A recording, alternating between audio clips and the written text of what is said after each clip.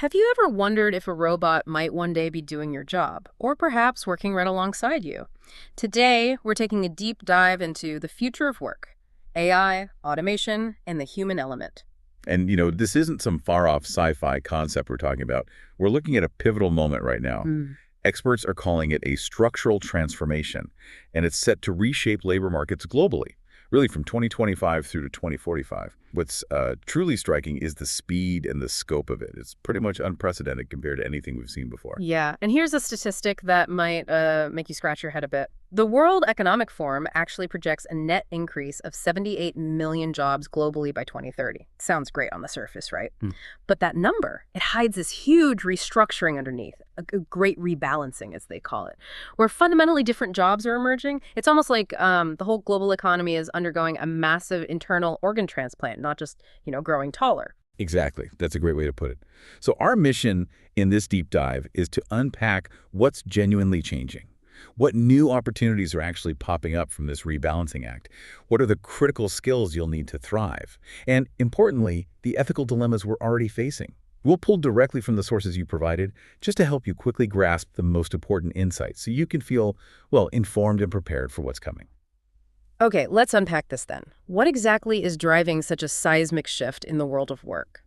We hear about the fourth industrial revolution, and at its heart seems to be artificial intelligence. AI acting as a general purpose technology, which means, I guess, it has the potential to reconfigure entire economic sectors like electricity or the internet did.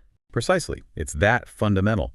But what's fascinating, and maybe a bit different this time, is AI's unique impact. See, historically, automation mostly tackled routine manual tasks. This new ways, especially with generative AI, is getting really good at automating non-routine cognitive tasks. Think about that. That kind of upends the old assumption that white-collar jobs, creative professions, they were somehow immune. In fact, over 85% of organizations globally see new and frontier tech as the trend most likely to drive their business transformation in the next few years. Wow, automating cognitive tasks, that's a huge shift. So it's not just AI then. Are there other big forces converging here, creating this perfect stork of change? Yeah, that's a key point. AI's impact isn't happening in a vacuum.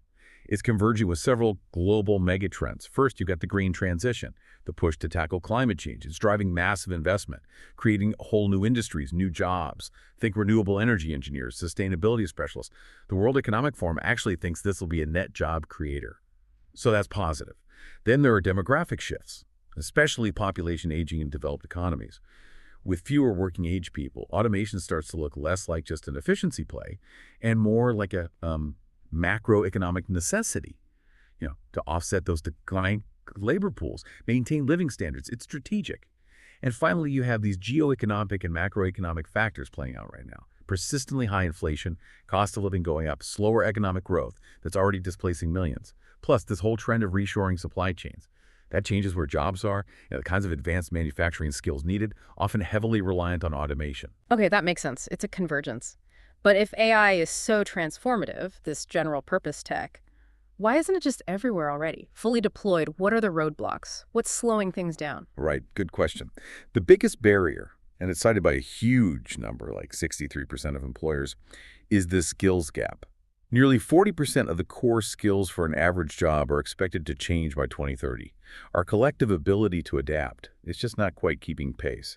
Beyond that, you've got practical hurdles. High costs to implement this stuff, especially for smaller businesses, complex old IT systems in bigger companies that are tough to upgrade, and frankly, regulatory uncertainty. Governments are still figuring out how to handle AI, so adoption ends up being a bit uneven, maybe more cautious in some areas. The scale of this really hits home when you look at the numbers, though. We're talking about massive job churn. Oh, absolutely. The World Economic Forum, they project 170 million new jobs created, but also 92 million displaced by 2030. That gives you the net gain of 78 million you mentioned. But underneath, that's a structural churn affecting like 22% of all jobs. Huge. Meanwhile, McKinsey estimates up to 30% of current work hours could be automated by 2030, and generative AI is speeding that up. That can mean nearly 12 million workers in the US and another 12 million in Europe might need to completely switch occupations. And the OECD, they figure about 28% of all jobs in their member countries are at the highest risk of automation. These aren't small numbers. They paint a picture of, well, immense disruption. It's unavoidable. Churn really is the right word for it, isn't it? It feels like those old career ladders are just being taken apart. So, looking at this massive rebalancing, what are the clear sunrise roles, the ones growing, and which ones are maybe fading into the sunset? Yeah, this great rebalancing definitely creates winners and losers, or sunrise and sunset roles, as you put it. In terms of just sheer numbers, the top growing roles include things like farm workers, delivery drivers, construction workers, nurses, teachers, kind of foundational roles, often tied to those mega trends. Green transition, e-commerce, infrastructure, demographics. It's a funny mix, actually. But the fastest growing roles, percentage-wise, almost all tech. AI and machine learning specialists, big data specialists, fintech engineers, cybersecurity experts. These are the people literally building the future, right? On the flip side, the roles declining the fastest, mostly because of automation. Data entry clerks, admin and exec secretaries, accounting and payroll clerks, cashiers, bank tellers, even graphic designers are on that list now. See the pattern. Mostly routine, repetitive, procedural tasks. The stuff AI systems can now do pretty efficiently. And how's this playing out in different industries? Stuff we'd recognize? Is it hitting everywhere, or are some sectors feeling it more? It's broad, but the flavor is different depending on the sector. It's fascinating. Take finance and banking. AI is automating core stuff, loan approvals, compliance checks, fraud detection. But you're also seeing AI co-pilots helping human customer service agents. So back office jobs decline, but demand grows for people with hybrid skills, finance, and tech. In manufacturing, you get the smart factory, AI doing predictive maintenance, computer vision for quality control, and cobots, collaborative robots working safely right next to humans on repetitive tasks. It's less about replacement, more about teamwork. Healthcare. AI is revolutionizing diagnostics, helping radiologists read images, detecting diseases like diabetic retinopathy autonomously. It's speeding up personalized medicine, optimizing how staff are scheduled, freeing up doctors and nurses for complex care. Education is adopting AI too. Personalized learning with intelligent tutoring systems, automated grading, smart content generation. The market for AI in education is expected to just explode. It points to a huge shift in how we learn, how we teach, even the creative arts and music. You've got generative AI tools, Midjourney for images, Sora for video, Suno for music. They're becoming creative collaborators, helping artists brainstorm, generate content. Now, obviously, that raises huge questions about copyright, artistic integrity, but the tools are powerful. What's worrying, though, is the unevenness of it all. Research shows lower-wage workers are way more likely, up to 14 times more likely to need to change jobs by 2030 compared to higher-wage folks. And women? About 1.5 times more likely than men, often because they're in roles more susceptible to automation. This brings up real concerns about, hollowing out the middle class, widening inequality, if we don't manage this transition carefully. Okay, so what does all this mean for how we actually work day to day? It sounds like we're moving towards this idea of human-AI symbiosis or augmented intelligence. What does that actually look like on the ground? That's exactly it. The future, especially for knowledge work, seems to lie in this strategic partnership. AI amplifying human skills, cognition, creativity, decision-making. We're seeing a whole spectrum of collaboration models emerge. At one end, you have AI as assistant. Simple stuff, right? Grammar correction, scheduling meetings. Then there's human-in-the-loop, HITL. That's where humans actively train, validate, correct AI outputs. Super important for accuracy and trust, like in medical imaging or content moderation. Moving up, you get AI as co-pilot. This is where AI works alongside you in real time. Think GitHub Copilot for developers suggesting code, or AI helping financial analysts sift data. It frees up humans for the higher-level strategy stuff. And finally, AI as autonomous agent. Systems executing complex tasks, but still with human oversight, like resolving IT issues or optimizing supply chains. So yeah, it's less about AI taking over and more about AI becoming this incredibly smart, always-on colleague. Are we seeing totally new kinds of jobs emerge from this collaboration? Things we wouldn't have even imagined a few years back? Sounds like we need new kinds of navigators for this human-AI landscape. Exactly. This interface is creating genuinely new hybrid roles. Think about a prompt engineer, someone who specializes in crafting just the right instructions to get the best output from generative AI. It's kind of an art and a science. Or an AI trainer or data annotation specialist. These people curate the massive data sets AI learns from, crucial for reducing bias and improving accuracy. Then you've got the AI auditor or ethicist. Their job is to make sure AI systems are used responsibly, checking for bias, ensuring transparency, really important. And of course, AI operations technicians or machine managers, the folks who actually deploy and maintain the AI infrastructure. These roles just didn't exist in any meaningful way, say, 5 years ago. And how's this impacting where and how we work, especially with hybrid models becoming so common? Yeah, the shift to remote and hybrid work, it looks like a durable structural change, not just a pandemic blip. Gallup data from late 2024 showed 55% of remote-capable folks working hybrid, another 26% fully remote, that's most people. But it brings challenges, like workforce loneliness, which Gartner calls a critical business risk. And interestingly, just being in the office doesn't automatically fix it. Some studies show on-site workers feel less connected than hybrid or remote ones. It signals a shift in what employees expect. Flexibility, purpose, well-being. It's a whole new ballgame for employers. That's fascinating, workforce loneliness. Probably something a lot of us can relate to, whether remote or even in a busy office sometimes. Really shows how vital that human connection still is, despite all the tech. What about management and the gig economy? How's AI changing things there? Oh, it's having a deep influence on both. You're seeing the rise of the algorithmic manager. AI tools used for performance reviews, task allocation. Now that can offer objectivity, but it absolutely needs human oversight. For context, empathy, In the gig economy, AI is basically the engine. Optimizing platforms, matching freelancers to gigs, automating admin tasks. It can even help less experienced gig workers perform almost as well as veterans, which is kind of democratizing in a way. But, and this is a big but, there are serious ethical worries. The risk of algorithmic wage discrimination, where platforms might offer different pay for the same work based on personalized data, and workers feeling like they have this invisible, inscrutable boss. It reduces their bargaining power, can lead to exploitation. So there's a critical need for regulations here, ensuring fairness and transparency in that whole sector. Okay, this brings up a really important question. What skills do we actually need to thrive in this new world? Yeah. We keep hearing skills gap, but what are we really talking about? What skills matter most? Yeah, it boils down to what some call a duality of skills. You need both sides of the coin. Yeah. On one side, absolutely, advanced technological skills, AI and big data literacy, cybersecurity know-how, software development, data analysis. That's kind of table stakes in many fields now. But on the other side, and maybe becoming even more valuable as routine tasks get automated, are the human-centric skills. Analytical thinking and creative thinking. Employers rank those as the most critical. Also things like resilience, flexibility, agility, leadership, social influence, empathy, active listening, curiosity, lifelong learning. These are the uniquely human things AI struggles to replicate. They become your edge. And maybe the meta skill overarching all of this is what you could call AI collaboration literacy, the ability to apply your human judgment, your creativity through these AI tools. It's becoming as fundamental as basic computer literacy was maybe 20, 30 years ago. Yeah. You don't just use the tool, you partner with it. AI collaboration literacy, I like that. It really captures the shift. But how big is the challenge of getting everyone these skills? It sounds enormous. The scale is. Yeah, it's unprecedented. The World Economic Forum figures, on average, nearly 40% of a worker's core skills will need updating by 2030.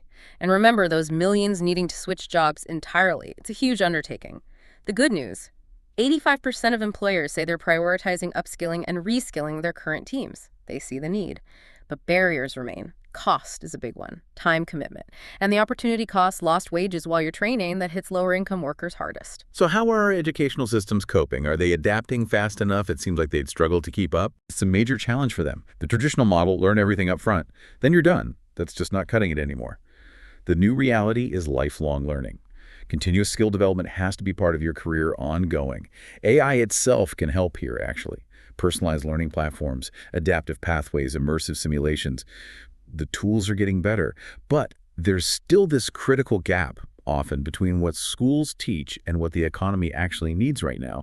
Bridging that, it needs deep collaboration. Employers, governments, educators all working together to design relevant programs. We're also seeing a positive trend towards skills-based hiring, focusing more on what you can do rather than just degrees. That can open up opportunities for more people. Okay, beyond skills, there's this really critical ethical dimension we need to wrestle with. It seems AI has this weird potential to both reduce and amplify human biases. How does that paradox play out? It's a huge challenge, and it requires constant vigilance, honestly. Take hiring and promotion. AI tools, if they're trained on historical data that reflects past biases, like maybe mostly men being hired for certain roles, well, the AI can learn and scale those biases incredibly efficiently. We saw that famous example with Amazon's experimental recruiting tool, right? It ended up discriminating against women because the training data was mostly for male applicants. So mitigation means rigorous audits of the data, the algorithms, using diverse representative training data, being transparent with candidates like NYC's Local Law 144 requires, and having human-in-the-loop systems, real people overseeing the AI's decisions. It's about designing for fairness, not just speed. And what about concerns over employee surveillance, especially with hybrid work blurring lines? Feels like it could get intrusive. Another critical area. AI tools can create what some call a digital panopticon, monitoring keystrokes, screen activity, emails, chats. Employers might say it's for productivity or security, but the risk, as Gartner points out, is eroding trust, damaging morale, creating fear. That can actually hurt productivity in the long run. An ethical approach needs clear communication and consent. Purposeful, minimal monitoring, only what's necessary. Focusing on improvement, not punishment. And robust data privacy. It's a tricky balance between oversight and trust. And zooming out, if these trends, automation, polarization continue, what does it mean for society overall, for fairness, inequality? This is maybe the biggest concern, the macroeconomic one. Yeah, there's polarization happening in the labor market. High-skill workers leverage AI, their productivity and wages go up. Middle-skill workers, whose tasks are more automatable, get displaced. The risk is creating this two-tiered economy, undermining broad prosperity, widening inequality significantly. That's not just an economic problem, it's a societal stability issue. Which leads us directly into this big global discussion we're hearing more about. Universal basic income, or UBI. Is that a potential solution here? UBI is definitely part of that conversation. It's proposed as a safety net, regular, unconditional cash payments to provide stability in this really turbulent labor market. And the pilot programs done around the world, they've actually shown some pretty consistent results. Generally, no negative impact on work ethic. People don't just stop working. Some shift to self-employment, start businesses, pursue more meaningful work. They also show improved well-being and better food security, mental health, and investment in human capital people using the money for education or skills training. But the discussion around it is, well, complex and diverse. You've got predictions of widespread adoption, maybe around 2035, 2040, arguments that it's inevitable with automation. Some even argue automation might make things so cheap UBI won't even be needed. On the other hand, there's strong skepticism. The cost is huge, potentially trillions a year in a large country like the U.S. Concerns about inflation, printing money. Some economists argue full employment will continue due to comparative advantage, making UBI unnecessary. Others think it might only happen out of sheer necessity if unemployment gets really high and causes unrest. So yeah, no easy answers. It's a massive debate. But regardless of the UBI outcome, this rapid AI development has created a definite governance gap. The tech is moving faster than the rules. That highlights the need for clear legal frameworks like that NYC law for hiring tools and what's called a co-regulatory approach. Governments and companies working together to set ethical guidelines and ensure responsible AI deployment. Wow.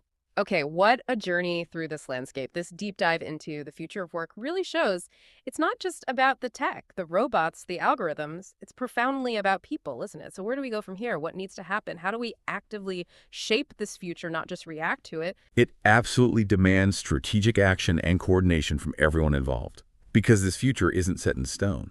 For business leaders, it's about proactive workforce transformation, not waiting. That means really analyzing jobs, breaking them into tasks, seeing where AI can augment humans, and then strategically redeploying people. They need to build a culture of lifelong learning, make upskilling a core part of the business, maybe using AI learning platforms. Redesign workplaces for human centricity, fostering creativity, critical thinking, tackling that workforce loneliness issue. And crucially, champion responsible AI. Set clear ethical guidelines for using AI in hiring, monitoring, prioritize employee well-being.